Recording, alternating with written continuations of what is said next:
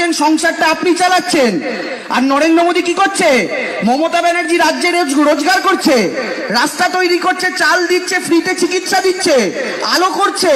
আর নরেন্দ্র মোদী কি করছে? ওই রাজ্যের টাকাটা কেটে নিয়ে গিয়ে গুজরাটে সর্দার বল্লভভাই প্যাটেলের মূর্তি তৈরি করছে 3,000 কোটি টাকা দিয়ে।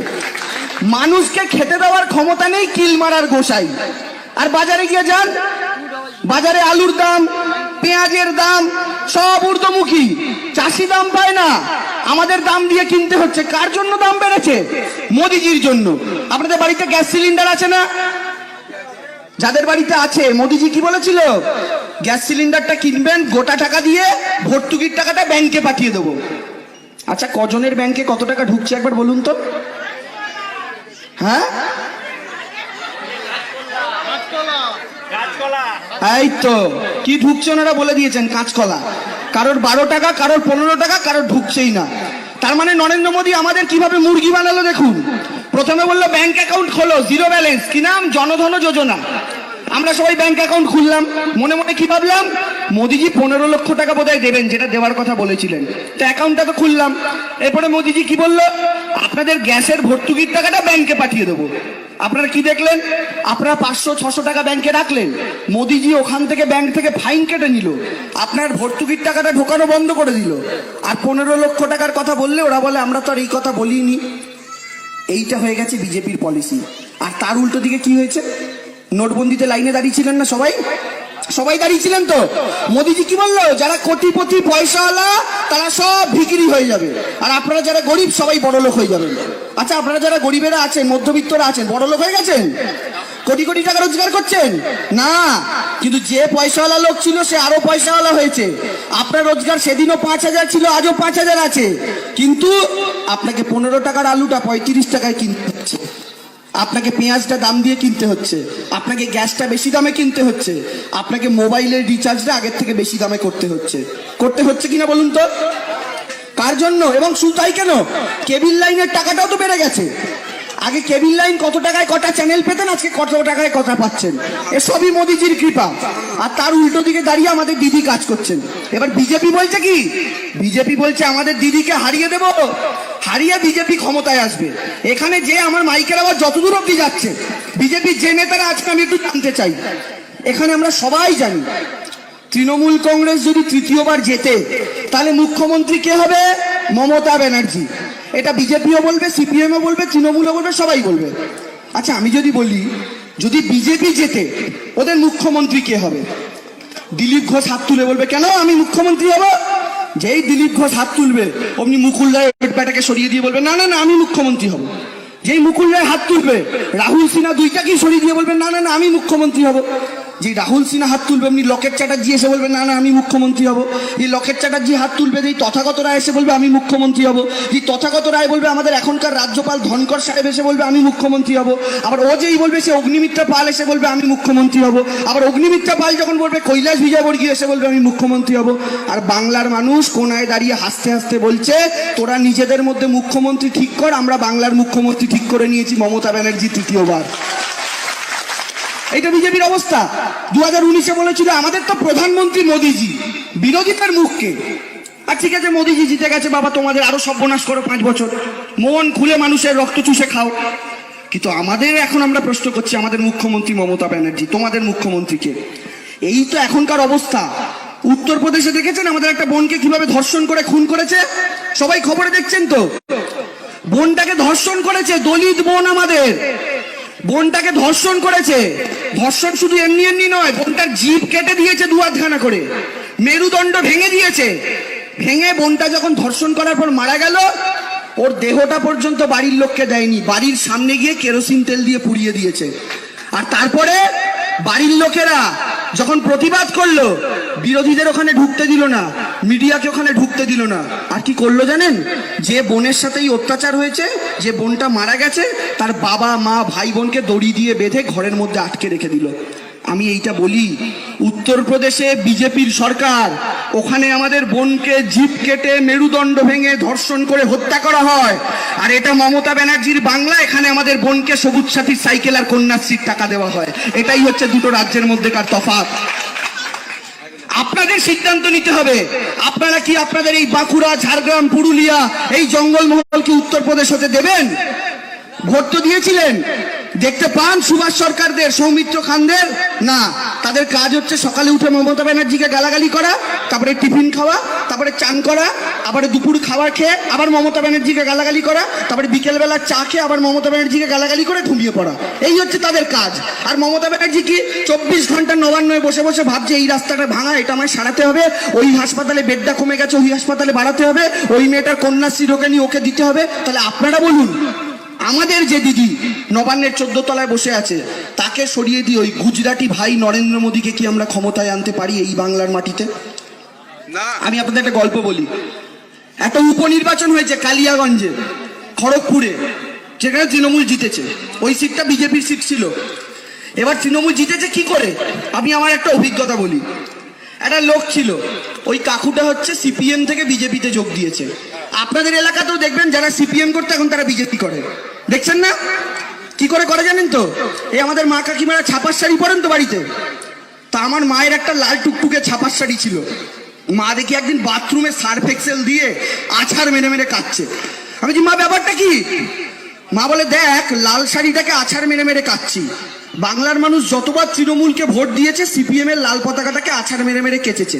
আর এই কাচার পর সিপিএম এর লাল রংটা ফিকে হয়ে গিয়ে এখন গেরুয়া হয়ে গেছে, কিন্তু কাপড়টাও এক, ডান্ডাটাও এক। ব্যাপারটা বুঝলেন? আপনাদের লাল ছাপার শাড়িটা যদি ফিকে হয়ে যায় ওটা গেরুয়া হয়ে যাবে, আর সিপিএম এর লাল রংটা ফিকে হয়ে গিয়ে এখন গেরুয়া হয়ে গেছে। আগে বলতে ইনকেলাব জিন্দাবাদ, আর এখন কি বলে? দেখুন, বিজেপির নেতারা যখন এই কথা বলবে বাইকে চেপে এসে, কি বললেন আপনি? হ্যাঁ, বিজেপি নেতারা যখন এই কথাটা বলবে ওদের একটু ভালো মতো শিখিয়ে দেবেন। কি শেখাবেন জানেন? এটা কিভাবে বলতে হয় জানেন? বিজেপি নেতাদের শিখতে হবে, আমি দেখাচ্ছি কিভাবে বলতে হয়। প্রথমে পায়ের জুতোটা খুলতে হয়, তারপরে হাত জোর করে বলতে হয় জয় শ্রীরাম, কারণ উনি আমাদের দেবতা। মূর্খগুলো জানে না জুতো করে তার নাম নেওয়া যায় না। প্রত্যেকটা বিজেপির নেতাকর্মী দেখবেন পায়ে জুতো পরে জয় শ্রীরাম বলছে। যখন পায়ে জুতো পরে জয় শ্রীরাম বলবো ওদেরকে তাড়া করবেন, বলবেন রামচন্দ্রের নাম, ভগবানের নাম পায়ে জুতো পরে নেওয়া যায় না। ছোটবেলায় ঠাকুমা শেখায়নি মন্দিরে ঢুকতে গেলে মন্দিরটায় প্রণাম করে ঢুকতে হতো? ওরা জানে না। আর এই যে বিজেপি, ওই কাকুটা তো সিপিএম থেকে বিজেপিতে যোগ দিয়েছে। ওর বাড়িতে এক মেয়ে, এক ছেলে যারা নতুন ভোট দেবে, আর তার কাকু, আমার কাকুর বউ কাকিমা এবং তার বয়স্ক মা। তো সেই কাকুটাকে বিজেপির নেতারা বলেছে তুই তোর বাড়ির সবার ভোটটা এনে দে, পাড়ার সবার ভোটটা এনে দে। তো কাকু বলেছে পাড়ার সবার ভোট বাপু আমি জানি না, আমি বাড়ির ভোটটাকে আনতে পারি কিনা দেখি। তো সেই কাকু গেছে আগে তার মেয়ের কাছে, মেয়েকে গিয়ে বলছে কিরে, বলছে বলো বাবা। বলছে তোর বাবা তো বিজেপি, তুই ভোটটা বিজেপিকে দিবি তো? বলছে বাবা পাসবুকটা আপডেট করেছো ব্যাংকের? বলছে হ্যাঁ। বলছে একবার নিয়ে এসো তো। বলছে কি আছে? বলছে নিয়ে এসো না। এবার বাবা ব্যাংক থেকে পাসবুকটা আপডেট করে নিয়ে এসছে। মেয়ে পাসবুকটা হাতে তুলে বাবাকে দেখিয়ে বলছে বাবা এই দেখো। বলছে কি বল? বলছে ভালো করে তাকিয়ে দেখো বাবা, তোমার নেতা মোদির 15 লক্ষ টাকা ঢোকেনি, কিন্তু আমার দিদির কন্যাশ্রীর 25,000 টাকা ঢুকে গেছে বাবা। তাই তুমি বেইমানি করতে পারো, আমি বেইমানি করতে পারবো না, তুমি অন্য কোথাও যাও।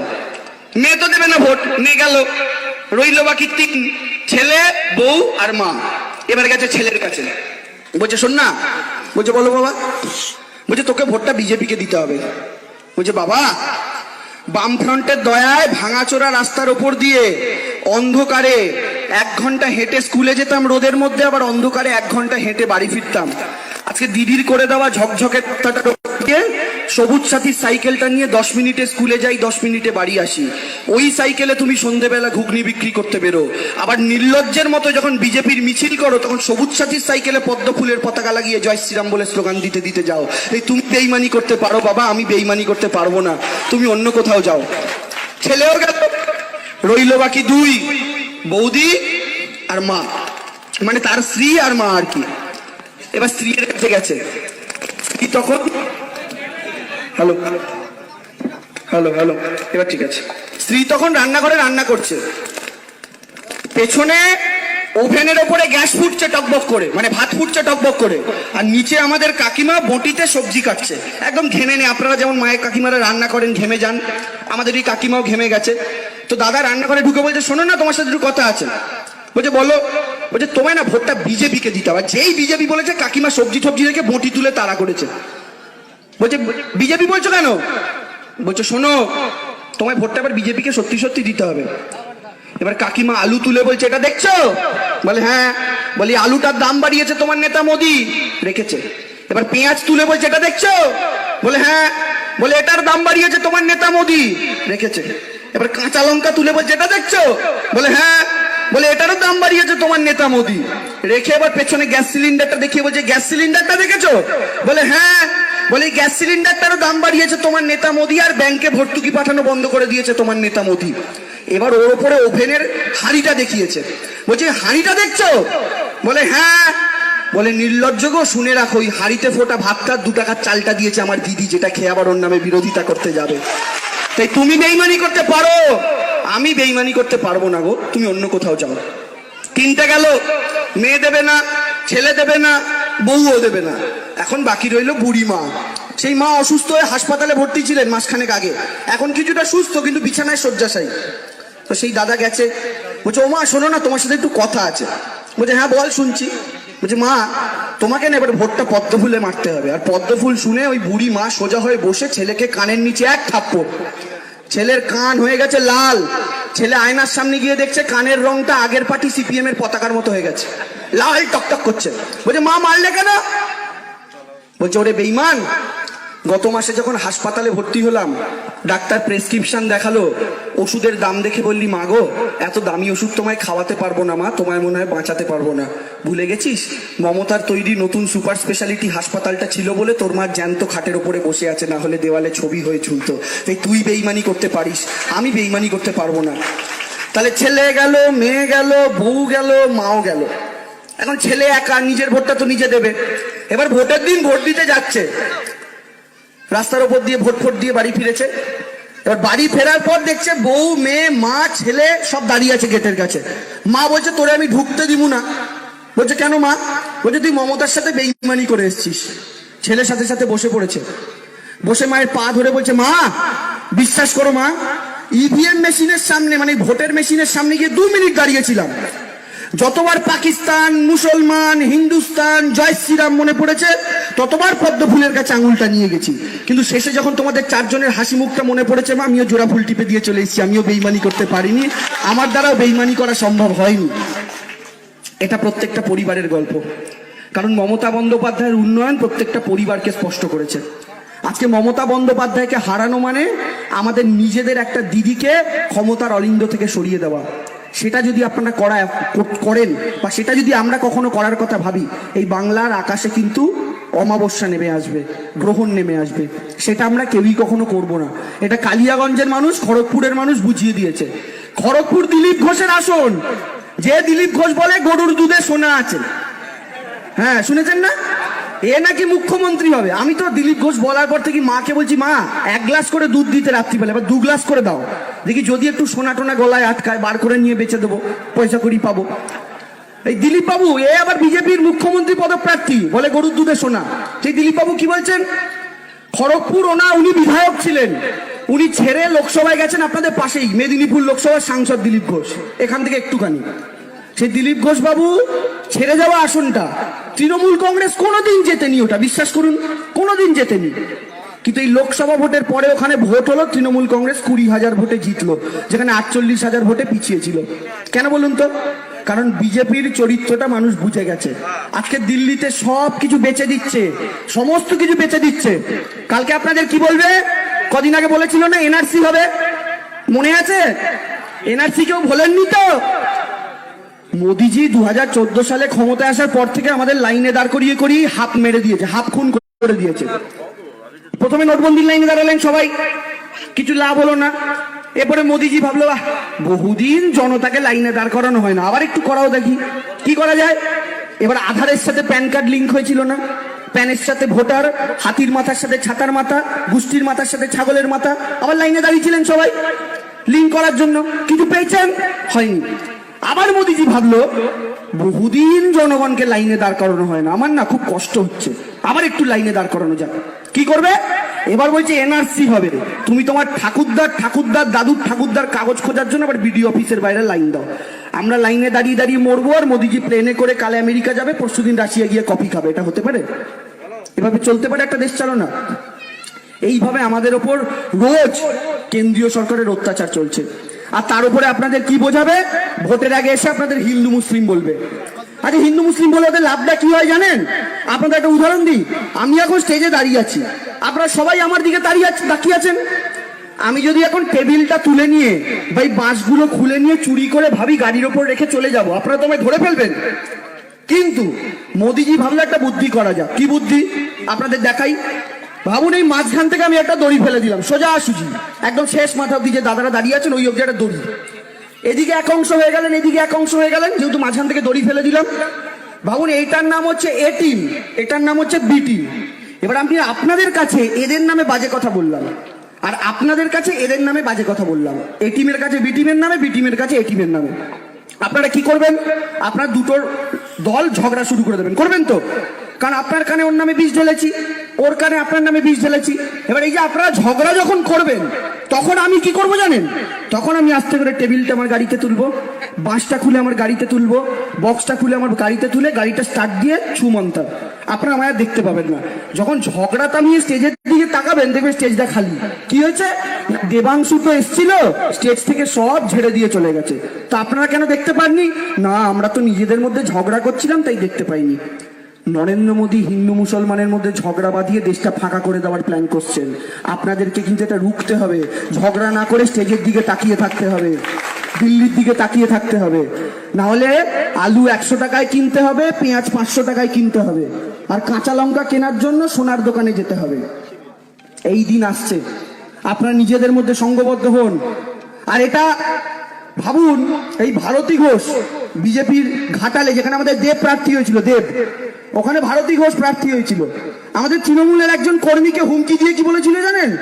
বেশি বাড়াবাড়ি করবি না, উত্তরপ্রদেশ থেকে 2000 ছেলে ঢুকিয়ে দেবো। ভাবুন, বাংলায় বিজেপির লোক নাই, ওদের উত্তরপ্রদেশ থেকে ছেলে ঢোকাতে হয়।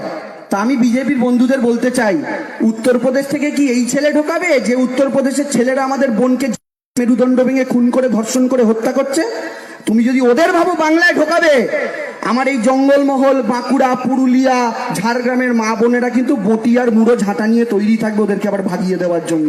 তারাই প্রস্তুত, তারাই এনাফ, আর কাউকে লাগবে না।